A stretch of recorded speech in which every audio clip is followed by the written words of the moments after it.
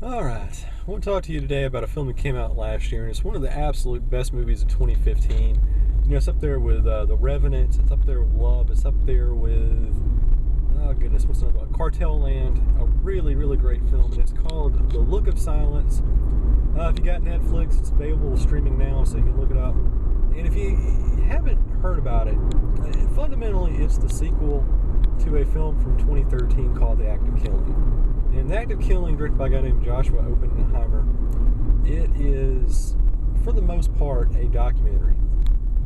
And it's a documentary about the great communist purge in Indonesia in 1965, where you had about 1 million people who were accused of being communist, who were just taken over by a military coup, and a whole lot of death transpired. And if you haven't seen The Act of Killing, it's a wonderful, wonderful, wonderful movie. The central premise is the director kind of goes back to Indonesia, and he finds some of the guys who were responsible for acting out some of the bloodiest massacres, and he actually gives them a camera and says, "Okay, we want you to reenact it. We'll give you actors. Just kind of show us what you did." And it's a really innovative, inventive way of looking at the sins of the past. And it's just a remarkable, remarkable film. And this movie, The Look of Silence, it's very much a sequel, and it's about the same subject, but it's a little bit different. Whereas the first movie was obviously had the gimmick of, you give the subjects a camera to sort of reenact, what they went through, and therefore you have the documentary crew filming that, so you get so much more substantive worth out of it. This film is a little bit more simple. It's more traditional. It's about a guy who's like 44 years old. He's an optometrist. And his family, he was born like in 1969, so it was, about 40 years after the big communist purge in 65. And a lot of his family, were massacred. And basically the film's just about him trying to, kind of figure out what happened. And he wants to go back and talk to some of the military leaders and the guys that were behind the coup to kind of see, what they were doing. And the central motif of the film is the guy's like sitting around watching TV. That's kind of the frame. He's watching basically B-roll footage from The Act of Killing, which is it's a great way to use additional footage. I'll give him credit there. That's a great way to kind of wring as much material out of The Act of Killing as you can. So he's watching it, and he goes out and he actually finds some of the same people that were talked to in The Act of Killing. And he's kind of asking them questions, about, well, why did you, embark upon this? Why did you do this? And, it's one of those films where nobody ever really raises their voice. No one, balls up their fist. Nobody pulls out a gun. But just sitting down and watching these two people talk. Watching this guy whose, parents were, raped and beaten, and brother was killed by the anti-communist, going out, and he's actually talking to the leaders who were part of the group that were responsible for the killings. Just to sit them down and hear them talk and have this conversation, it's just so, nerve-wracking. It's just so intense. I mean, nobody's going to do anything. No physical violence is going to come out of it, but just watching it, there's just so much tension. It's one of those things where you really don't get that with fictitious films. There's this palpable dread. And it's one of those movies where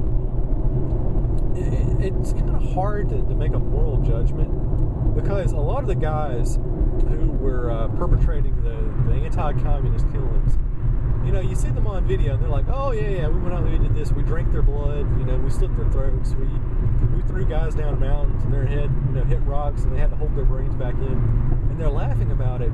But when they're grilled by the optometrist, he's really making them sweat and saying, well, what happened? Why did you do this? Do you feel bad about it? Do you ever feel guilty? And just watching that is just so nuanced. It's so rich.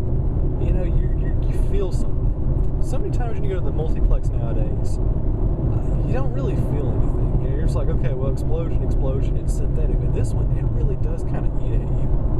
You're watching this, you're seeing something that tells a much darker story about humanity than I think any of us would like to accept. And so basically the guy has like 5 or 6 major interviews, and there's this one guy at the very end who Yeah, he's got dementia. I mean, he looks like a skeleton. You can tell he's like so close to death. It's not even funny. And there's this. I don't want to give away the ending, but it's completely out of left field. But it kind of summarizes the entire theme of the movie and basically what the big Indonesian purge was all about. So just from that, it is a humanistic film. It is a film that makes you think about your own character and your own mortality and your own sense of moral judgment. This is just an absolutely riveting film. You're tuned into it. You're glued. You're just sitting there, not so much watching it, but you're like just absolutely honed in on it. Because it resonates with you.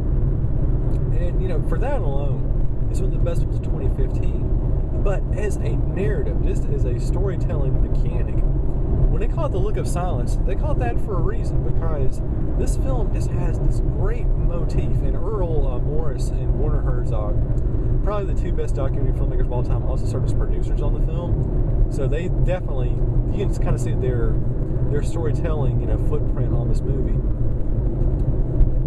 You see the idea of the look, being able to look back on what you did when you were younger and reflect on them and see your actions clearly. It's a great motif that lingers throughout the film, but it's never directly stated. It doesn't hit you over the head with it like a lot of documentaries do.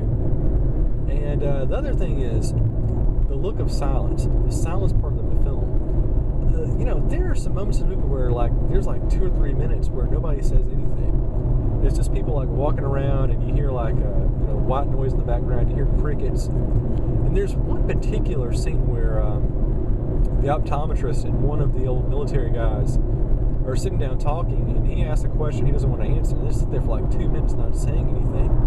And even though there's absolutely nothing on the soundtrack whatsoever, it just gnaws at your soul.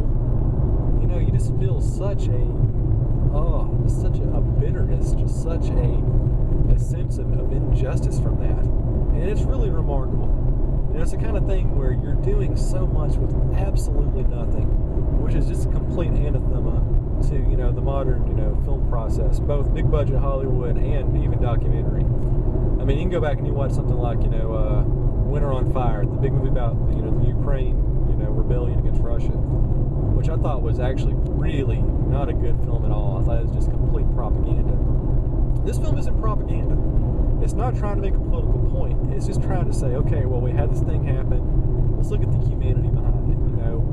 How has it impacted people, all these years later, the people who perpetrated it, the people who were victims, how does it weigh on their soul? How have they changed? How has it impacted their life? And this is really, the best kind of filmmaking. The kind of filmmaking where you see what humanity is.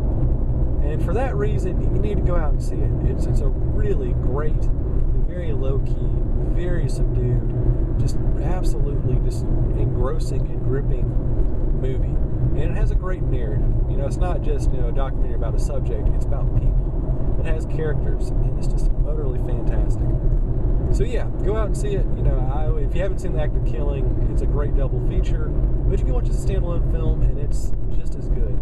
I probably would say, overall, I think The Act of Killing is probably the better of the two films, but they're both fantastic. They're great companion pieces, and you need to go see this one. It's a terrific film, probably one of the 5 best that came out in 2015, and trust me, you'll be glad you saw it. So there you go, Look of Silence on Netflix. Joshua Oppenheimer, you need to check it out.